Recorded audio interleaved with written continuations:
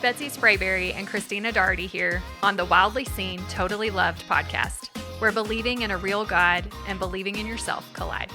We can't wait to connect women all over the big country to real women of faith. Y'all come join us.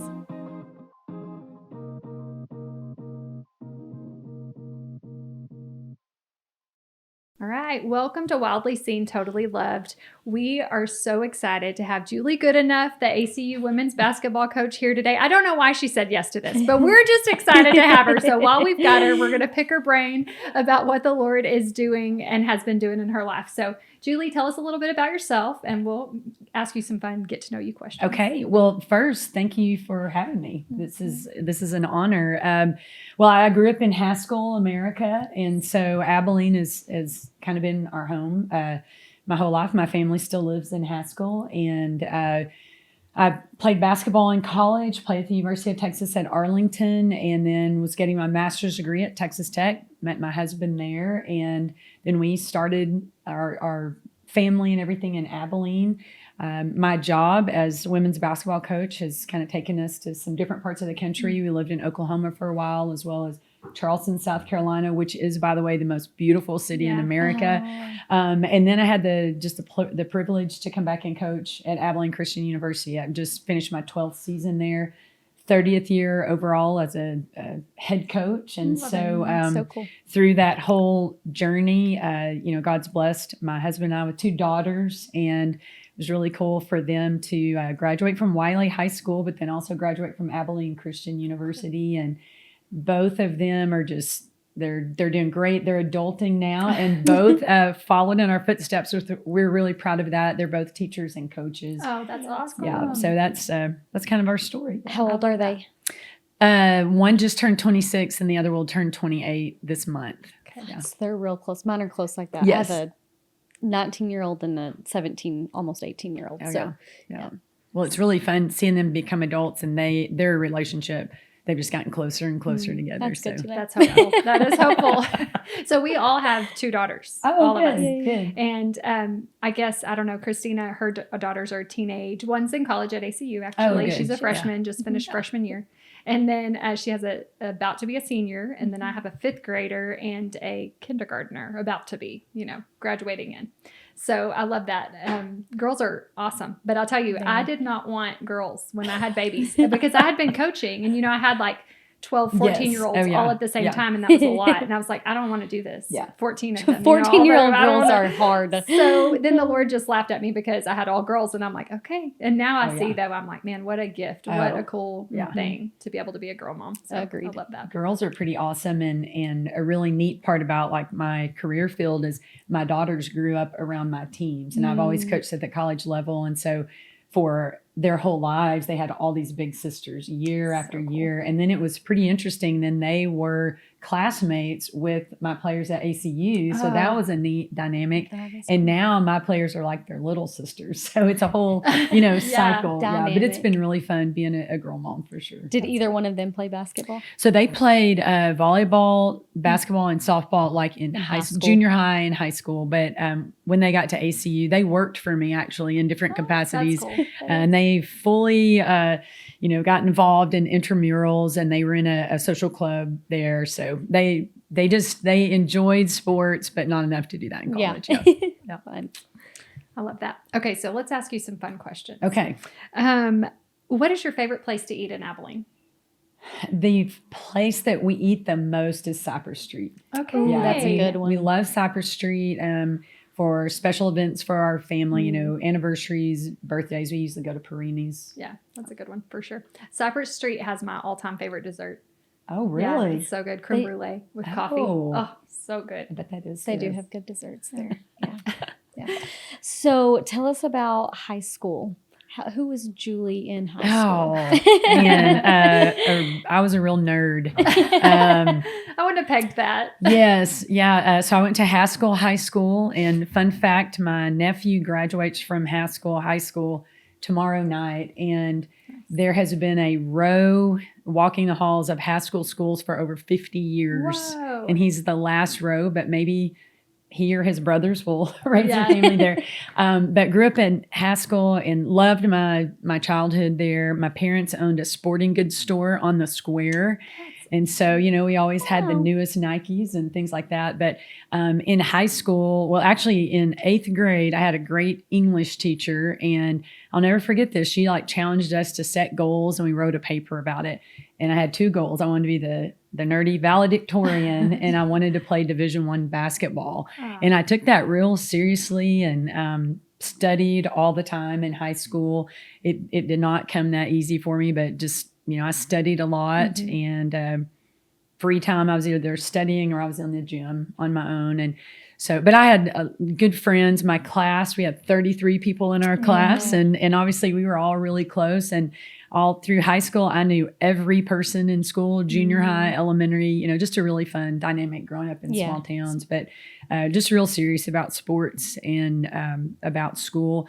I kind of had a babysitting monopoly in Haskell. Made lots of money babysitting. That was super fun. On the weekends, we had lots of dances. I loved to dance. And of course, it's a little different dancing now than it was back then. But, we would go to the rodeo over in Stanford and go dancing. And we had dances after every football game. And so, that was really fun. But I was involved in all the sports that were offered in Haskell and worked for my parents at Sportabout. Sportabout. Yeah, yes. Sportabout. That's my mom and dad. That's awesome. And is it still open? It's not. They actually sold it at really good timing, fall of 2019. Okay. They sold it, decided to retire, and someone else bought it, and they've now closed. But I grew up in Sportabout and waiting on people. Learned a lot about customer service from my parents, working in that kind of a setting. But I had a great childhood, and awesome. In high school I was a nerd. I mean, everybody knew me, whatever. So were you valedictorian? I was. Nice. And did you go on to play college ball? I did. Yeah, I played at the University of Texas at Arlington. Okay. So cool. Right. Yeah. Okay. Goals reached. Yes. So cool. And not easy. That's such a cool message for young girls too. Is just put the work in and make things happen. It's good. So where did you come across the Lord in your whole life?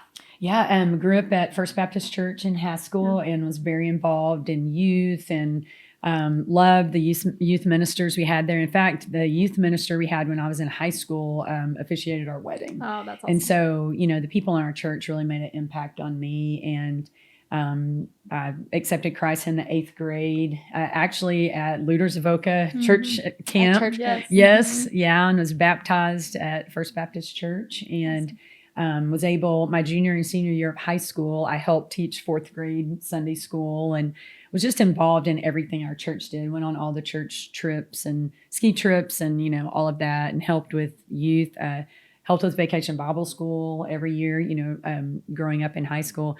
And like probably a lot of people experiencing, you go off to college and you kind of leave the bubble of your hometown, your home church, and it's a little bit more difficult to even find, Christian friends and get involved in church. But I had a couple of really good Christian friends on my basketball team, and we attended church and we did devotionals together and things like that. So. That's awesome. I love it.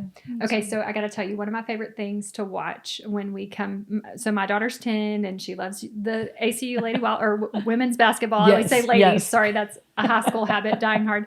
But man, she loves to watch y'all, and it's so fun to go and be at the games. Good atmosphere. But my favorite thing that you do is when the girls leave the bench and run over to you. Oh yeah, and you tell them something, and then they go back on the court. But I swear they leave you changed. They run to you, and then I don't know what you tell them, but I got to know. Yeah. What do you whisper? It's different for every player. I just just really pray about and think about what do they need to hear from me right before they go out on the floor. So it's a different for each player, and it's really different for every game. But so cool. Bella Earl, she's our leading rebounder, and so I would always challenge her or something like that. And Peyton Hull this year is our leading scorer, and a lot of times I would grab her hand and be like, "Oh my gosh, you have a hot hand. Let's don't turn down any shots." So just whatever I kind of feel led to tell them. But that's a special time for me. They're probably like, "Oh, I've got to go, grab Coach's hand." I bet they love it. They love every second of that. But I love that. And I feel like, one of my gifts is motivation and just being able to fire people up. And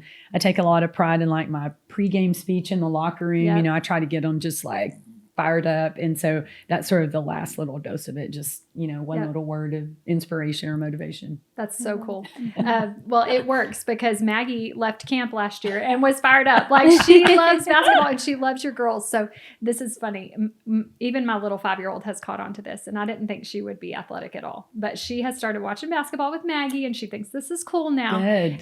So we have these baby goats. My daughters show goats, and well, this is a fun story. Yes, we named one of them Meredith. Oh my gosh. Because of your player. Awesome. Yes. So I don't know if she's going to be honored by that, but they mean it in the utmost respect. So I will have to share that with do. Meredith Mays. We call her Mare Bear. Okay. Like, she's phenomenal. I mean, if you just imagine in your mind the perfect Abilene Christian University student athlete, it's Meredith Mays. Like, she's incredible. Awesome. So that is Makes awesome. Me happy that she will be so excited. Yes. She'll probably come meet y'all's goat. Yeah, oh, for sure. She's welcome. Yes. So That's funny. exciting. Okay, so let's shift a little bit. Thinking about like walking with the Lord in anybody's experience, you can look in your life and see that there's hard times. Like Jesus promises that there is going to be trouble in this world. But what is a wilderness season that you've walked through, and like how did the Lord lead you out of that? What did that look like for you? Yeah, and no one wants to go through that. No one wants to be uncomfortable and have grief or adversity or whatever. But there was a time period in my life that I'm such a better person, such a better coach because of it. We had a lot of success at Hardin-Simmons, where I started my coaching career, won 7 conference championships in 9 seasons. And for whatever reason, Oklahoma State calls, and I talk to them about their job. I get the head coaching job at Oklahoma State. Well, there's a huge difference between the Big 12 and the American Southwest Conference. I was coaching non-scholarship Division III, and I jumped to the Power 5 level and didn't really know how to do that job. I didn't understand how different it was from what I was doing. I'd never offered anyone a scholarship before. And I mean, just little things. And I didn't do a very good job hiring a staff. I'd never had a staff at Hardin-Simmons. It was me. That's all. I had no assistants or anything. And so I hired a staff. Didn't do a very good job with that. Didn't recruit players that I could really coach. I just got players in there. I thought, oh, they're just super talented, but not really people that I connected very well with. And so my time at Oklahoma State was cut short. I got fired. And that it was like going through a grieving period, someone just telling me you're not good enough to be here. And so we don't want you here anymore. And, hurt my feelings. You go through the whole grieving period. I was mad, I was sad. I was mad, hurt, all of that.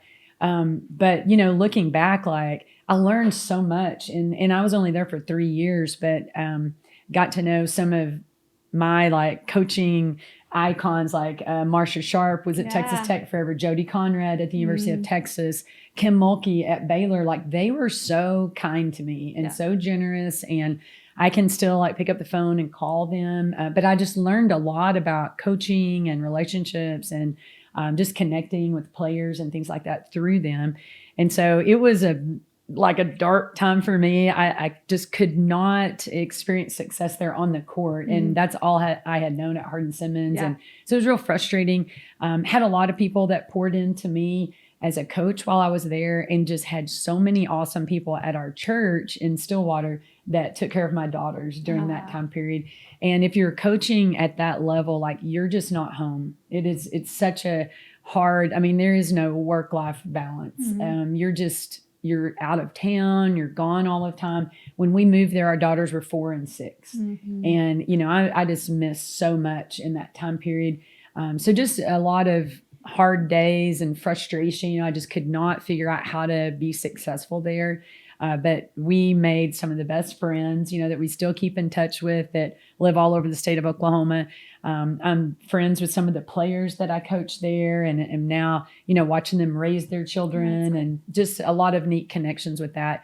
But I guess what I learned from just my connections with some of the coaches in the Big 12 is that I was real close to doing things pretty well, but, I had to really learn and get out of my comfort zone. But I feel like the failures I had there really helped me become a much better coach and be equipped to coach at the Division I level. Yeah. So that's awesome. So did you, in that season, did you, I definitely hear the body of Christ held you up, and especially your family. That's a beautiful thing. Yeah. Community has kind of been I was common thinking that theme. same thing as she was there talking, that community has been key to a lot of our guests. Yeah, absolutely. That's cool. So from the community aspect, and then just like personally, were there any tools you used to help kind of pull you through those hard days? The FCA director for the state of Oklahoma, or she was like the women's director, but we became friends, and I don't know how many devotional books she gave me over that time period, but she was so intentional about checking in with me, either, through a phone call or an email. And just that relationship helped me, have like that faith over fear type mentality. And then our church was so awesome. We were at University Heights Baptist Church there, and just the pastor, our Sunday school teacher, the children's minister was just phenomenal, Kit Donovan. And I think she was just such a blessing to our daughters. If I was out of town, she'd swing by our house, pick them up, take them to, whatever children's ministry activity was going on. And so just people in the church that really poured into us, that encouraged us. My husband was a principal there in town, and he was Mr. Mom way more than he ever signed up to be. And so he needed a lot of, people pouring into him and encouraging him as well. But for sure, our church, our Christian friends, the friends that we made in town that were really strong in their faith, just really, engulfed us in whatever way that we needed support and help. Yeah. How, from that point, like losing your job and moving on to the next thing, how did your confidence change? How did you get from broken to, confident again? Yeah. One little thing, and I give this piece of advice to coaches. I mean, coaches get fired all the time. And so a lot of my friends have gone through that.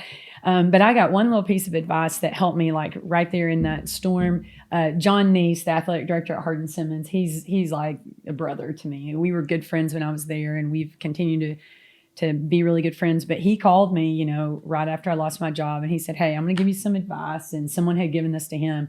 He said, "You need to get out in the community and go thank all of your supporters face to face." Whoa. And I was like, I don't want to see anybody. I was embarrassed. My feelings were hurt. I'd lost confidence. He's like, "Hey, I'm just telling you, go out and, see all your supporters."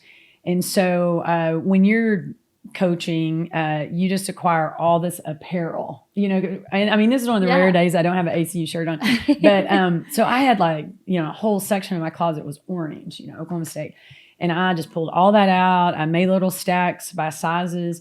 And I just went out in the community, people from our church, supporters of my program, and just visited people, took them a little stack of OSU gear because they were going to continue, being supporters of the Cowgirls and the Cowboys. But just to tell them thank you. And I mean, almost every one of those interactions, I left like with tears in my eyes, just what they said back to me, and just like, really filled my emptiness.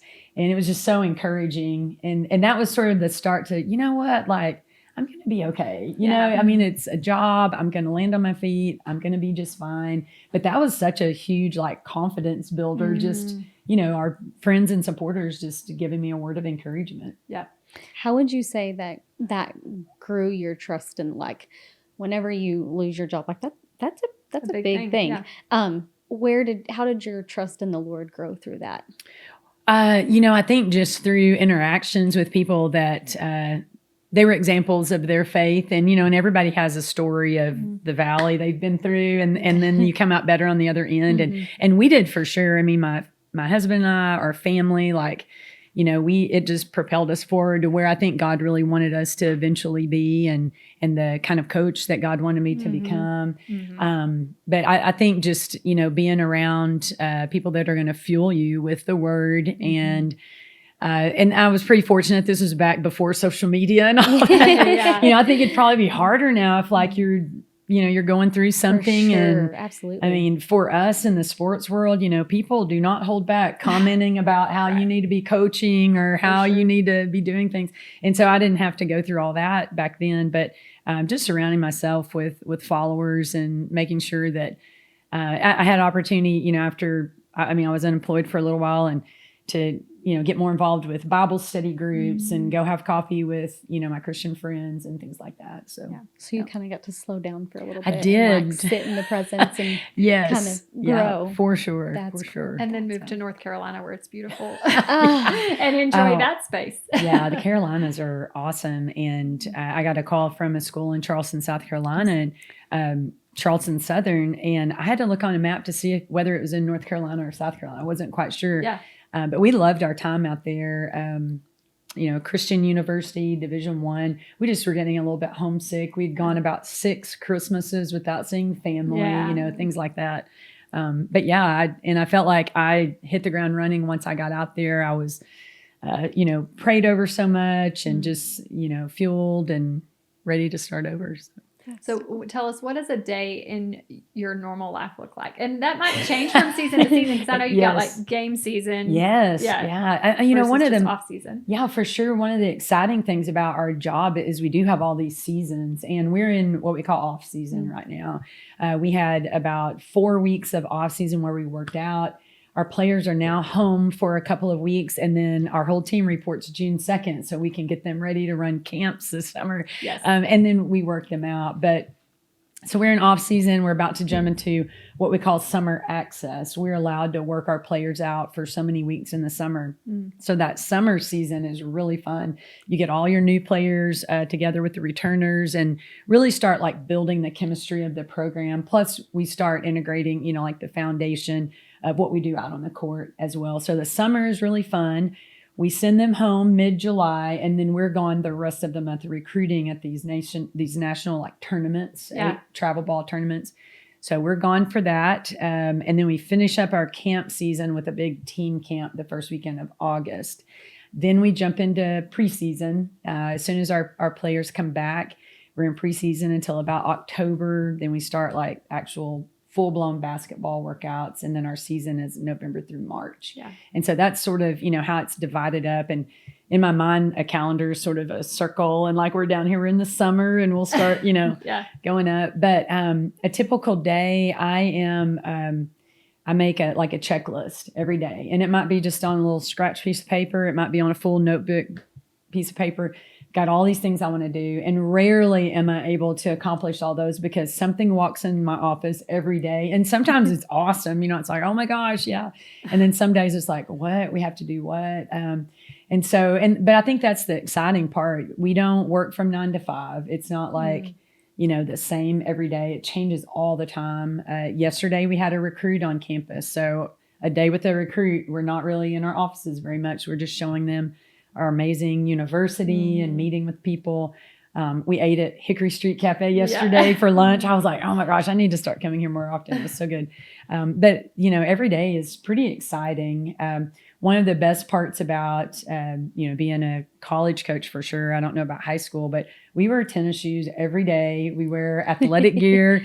It might be like a polo and golf shorts, but we're able to like dress pretty casually, advertising our university every day. We're not on a bell schedule like a, junior high or high school coach. We're in the office, probably by 9 o'clock. And some days we're finished with everything by 3. A lot of days we're there till 9 p.m., just sort of depending on the day. Yeah. Our practice times are not the same every day. Sometimes they're at 2, sometimes they're at 6. It's all around our players' class schedules. So that's hard to navigate. Yeah, it really is. And you get into a routine where Monday, this is what it looks like. Tuesday, this is what it looks like. But I think that kind of breaks up the monotony as well. So, yeah. That's awesome. I love it. Okay, so how do you kind of touched on this, but in Oklahoma, there was not a lot of balance in work and home. Yeah. And so now, and your girls are gone, so it probably even looks different because of that. But how do you balance the busyness of being a women's basketball coach with a whole team of girls that you care for and your husband and your church and your outside life? Yeah, it's probably the worst thing that I do. People are, what are your deficiencies? Well, balancing that. And my husband would probably agree with this, but he gets the worst part of me every single day. I just exhaust myself at work, and I go home and not very mentally sharp, don't have a lot of energy. And he could probably say the same thing. He's a principal at Wiley's Junior High. And I mean, his job is pretty taxing as well. And we make so many decisions throughout the course of the day. And when you get home, it's just kind of like, But I do think that, when our girls were like junior high and high school for sure, we were back here in Abilene, and I just had a master calendar of like what I was doing, what they were doing. And I would really try my best, not to miss their games and their one act play and, different activities that they had. And you can do that more at like the mid-major D1 level than you can at the Power 5 level. But it's really hard. And there's no comparison. Like what the time that we spend at work is so much greater than the time we get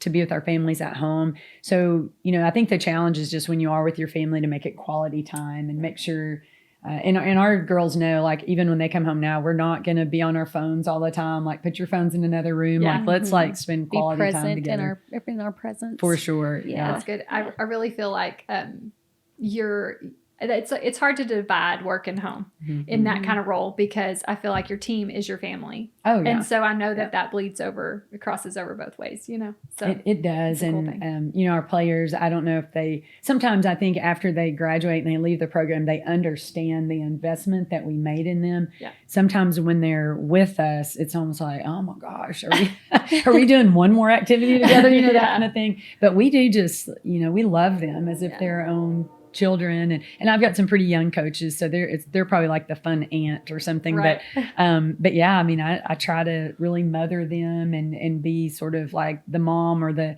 aunt away from home. But they do become family. I mean, we love them, and we want them to become the very best basketball players they can be, but also just the most awesome human beings they can be. Yeah, I love that. And the cool thing about being at a university like Hardin-Simmons or like Abilene Christian is, we can help them reach their goals athletically and academically, but also spiritually, and just, help them grow in their faith with Christ and understand like that's how you handle the hard, that's how you're going to handle life, is just being really strong in your faith. Yeah. That's awesome. That is good. Very good. So we don't want all of our listeners to think, well, these women just have it all together and they're just such little sweet Christian women. And so what is something that you fear or that you struggle with on a daily basis, on a month, just in life? Yeah. So real transparent, our program we use, it's like a personality profile called the Enneagram. Oh, Yeah. And so I'm a 3 on the Enneagram. I mean, I'm driven by success, achievement, and then in stress, I fear that I fear for my image, like what my image is, like if things aren't going well, then I'm afraid of what people are thinking about me. And so, we're on a 3-game losing streak. I have this internal fear, like, oh my gosh, people are going to think I don't know what I'm doing.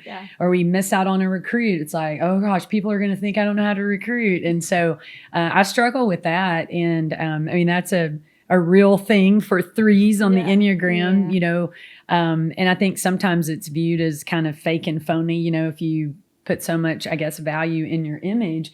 But I know a lot of coaches that are like a 3, and it's like we're like judged on wins and losses and, the success that our players have. And then if you don't have that like success on the court, people will criticize your abilities or whatever. And so that's probably sort of the inner demon is like, we're not winning games, people are going to think I don't know what I'm doing, even though they don't know that this girl's been gone for a week. Her aunt passed away. This girl has a concussion.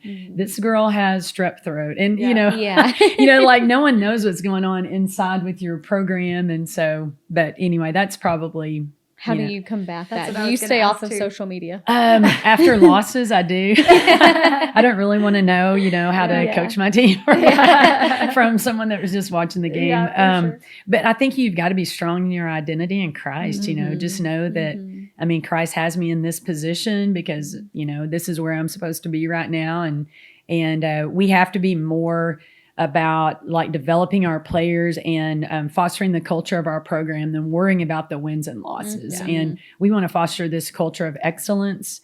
And if we see our players striving to be the best version of themselves, if we see them being selfless, being women of integrity, then we know like our program is headed in the right direction. Yes. And so I think you've got to be like strong in your identity. But for us as a program, like just understand, what we're really growing behind the scenes. That's cool. That's awesome. That is awesome. Okay, so right now, what are you listening to or reading? Yeah, so I am actually rereading The Power of Positive Leadership by John Gordon. Yeah. I have 2 new coaches on my staff. And so next week we'll have long staff meetings every day. Our players report on June 2nd. So it's right around the corner. Yeah. And so I'm kind of rereading that. It's so good. I mean, all the John Gordon leadership books are they're just so relevant. You can apply them so easily, but that's currently what I'm reading. Not really listening to anything right now. I'm a huge Air One fan, and it's blasting in my truck, when I'd hop in. I feel like, that just sort of gets my mind right, whether I'm, driving to do a podcast or driving to work or whatever, I feel like just the music that I'm allowing my ears to soak in really helps me have, a heart of gratitude and encouragement. We have that conversation all the time about we deal with teenagers and all sorts of things. And we're just like, it really matters what you listen to. And there's been so many times I'll be on the road somewhere and I've got a mental, block and something will click, a lyric in that song, and it just changes everything. And I love that. I love how the Lord uses music to do that for us. This is just a random thought that just came to me while you were talking, but you were saying your fear, and of course you went through the stage of getting fired and all of that, and fearing that maybe you're not good enough. And wait, what is your last name? Yeah, Good enough. Oh my gosh! Oh yeah, that's awesome. Yeah. I thought you were asking. I was like, Nina, Yes. Oh yeah. Isn't that awesome? And when we got all of our news to the newspaper, I mean, sports writers just had a field day with that. Sure. I can imagine. Good enough or not good enough or ain't good enough or pretty much good enough, whatever. Of course. So, yeah. I told somebody when I said the Lord says you're good enough. I'm just gonna say yes. I said I'm just gonna say, is that not the best name to be a coach? Yes. That is so cool. So good choice in marriage. Well, I don't know if he's a good guy, but I'm assuming he's good enough. So. You in? Well, I told y'all my youth minister, officiated our wedding, and he was at several other weddings of my classmates, and he would always say, well, when are you going to get married or whatever, and other people, that's sort of the talk, for the single people at weddings are when are you get married? And I would always say as soon as I meet Mr. Right, I'm looking for Mr. Right. Well, anyway, so the joke during our wedding was, well, Julie always told me she was going to get married when she met Mr. Right, but I guess she settled for Mr. Good enough. That's great. Yeah. That's great. Yeah, I've repeated that a lot. Yeah, I love it. So do you have a life scripture that you cling to? Yeah, Philippians 4:8. And I've tried to get my players the last few years to all just memorize that and hide it in their heart. And, basically just anything good, anything praiseworthy, anything excellent, dwell on that. Mm-hmm. And so if it's not true or pure or noble, that's good. Try to get that out of your thought process, whether, it's what you're listening to, or maybe you're watching a program on TV or something and it's not pure, it's not noble, it's not praiseworthy. Do you really want those thoughts, in your mind throughout the day? A really cool part of our job is we do get to be mentors, counselors to our players. And when they come to us with an issue, a frustration or whatever, we try to help them strategize, problem solving through a biblical perspective. Yeah, and I just think that, Philippians 4:8, it just hey, let's focus on things that are good. Is this praiseworthy? Is this excellent? Well, let's focus on that. If it's not, then, we've got to get our minds back on what the word tells us to focus on. So I just had that conversation with Maggie the other day, just with my 10-year-old, because it's even at 10, you can apply that, and it's such a solid truth for all of us. Mm-hmm. So it's good. Okay. So what is one piece of advice that you would give women who are on the fence in their faith? Mm-hmm. One of our core values is control the controllables. Mm-hmm. And it really kind of goes along with Philippians 4:8, but we cannot dictate what's going to happen to us, but we 100% dictate how we're going to respond to everything that, that we're faced with. And so one of our values is just control the controllables. And a real simple thing, for us in a basketball game, we have zero control over officials. Yeah. So don't worry about that. You can't control that. But what can you control? You can control, don't foul again, call for the ball, all that. Yeah. And I think it's applicable in our lives too. When we're facing some adversity, there's parts of that problem that you have no control over, but there's always aspects of it that we can control, whether it's just changing our attitude or where are we going to invest our energy? You know, how can we problem solve? There's always something that we have control over. And so that's just, you know, how we try to equip our players. And it's so interesting. I feel like right now, I know for our college age young ladies, it's almost more cool or acceptable just to sit in a problem. And it's like, no, like get out of that. You know, there's things that you can change. There's things that you can dictate here. Let's get out of this. Like, you're in a situation, but let's focus on what can you control and let's get away from this problem. You know, let's get back to, you know, just really having a great, you know, positive attitude about things. And so just control the controllables and don't waste brain cells on things you don't have any control over. Yeah. That's so good. Good advice. I love that. We're going to close out today. So Christina usually prays us out, and then I'll wrap us up with a few more statements, and we'll touch base on camp too. Awesome. Okay. God, we thank you for this day, God. God, we thank you for this conversation with Julie Goodenough, Lord, and just who she is as a coach, God. God, we thank you for coaches and mentors and spiritual leaders in our life, God. And God, we just pray that you would open the door for more of that, just nationwide, God. God, we pray for Julie as she continues on as a basketball coach at ACU, Lord, that you would just pour out onto her, into a generation that would grow up some mighty women in the kingdom, God. God, we again thank you, and we just pray for our listeners, Lord, that they would grasp something that just draws them closer to you through this, Lord, and Lord, just spurs them on to jump off the fence and control the uncontrollable. I mean, control only what they can control and let the uncontrollable go.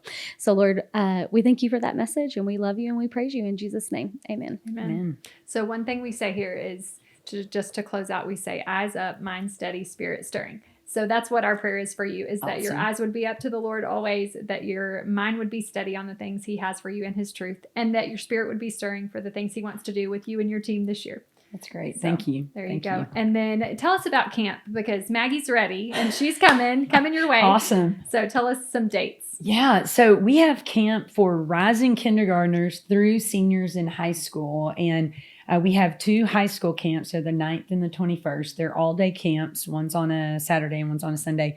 But our little Wildcat camp starts on June the 10th. It's for kindergarten through 2nd grade. Oh, I bet that's math chaos. Yeah. It's so fun. Yeah. It's like herding cats. Yeah. Exactly. I was about to say that. We go from like one facility to the other, and it takes a little bit longer. But oh my gosh, just cuteness overload. Yeah. And that's in the morning. And then that week of the 10th, we have an afternoon camp for 3rd through 5th grade.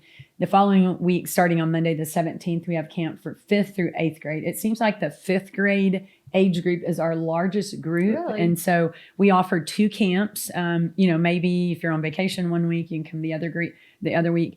And then we end that with a 1-day shooting camp, and it's more of a junior high school camp. But my players are all in town. They coach the campers, and they make it so much fun. And it's, you know, another aspect of having camps at Abilene Christian, where number one, we're in the most beautiful basketball facility in this area. Agreed. But we are able to do it in a Christian environment, and we can, you know, pray with our campers and just, you know, really be fun and positive with them. And, you know, I hope they leave and become really big Wildcat fans just because they got to know some of our players. That actually happens, because last year, Maggie, I told you this earlier, Maggie went to camp and she loves your players. She loves being at ACU. She loves all of it. And I'm okay if she goes to college there and stays close. It's totally fine with me. Yeah, for sure. So no, it's good. So go sign your girls up. You don't want to miss that. It is very beneficial for their skills and their just everything. Even their confidence will grow from that camp. So thanks for joining in, and we're excited to see who's on next. So join us then.